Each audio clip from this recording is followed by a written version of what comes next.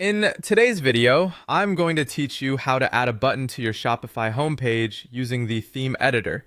To get started, open your Chrome browser and make sure you're inside your Shopify admin workspace. From there, head over to the online store section and then click on themes. This is where you'll find the theme that's currently controlling the look and layout of your storefront. If you have multiple themes installed, be careful to work on the active one so your changes affect the live version of your site. Once you're on the themes page, look for the green Customize button next to your active theme and click it.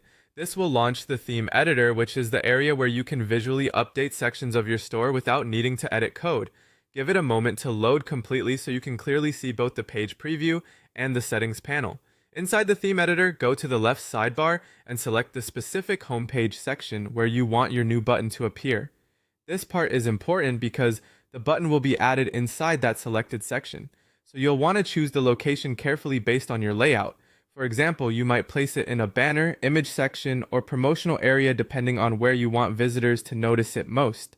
After selecting the correct section, click Add Block. A list of available block types will appear. From that list, choose Button. Once the button block is added, you'll be able to enter your custom button text and the link you want it to open.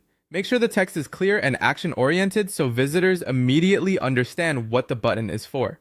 Also, double check the link to ensure it sends people to the correct page, whether that's a product, collection, or another part of your store. When everything looks the way you want, click Save to apply the change. This step is essential because if you exit without saving, your new button won't be published. That's it. You've successfully added a button to your Shopify homepage through the theme editor. As a final tip, take a quick look at the live preview before finishing up so you can confirm the button placement, wording, and link all look right on the page.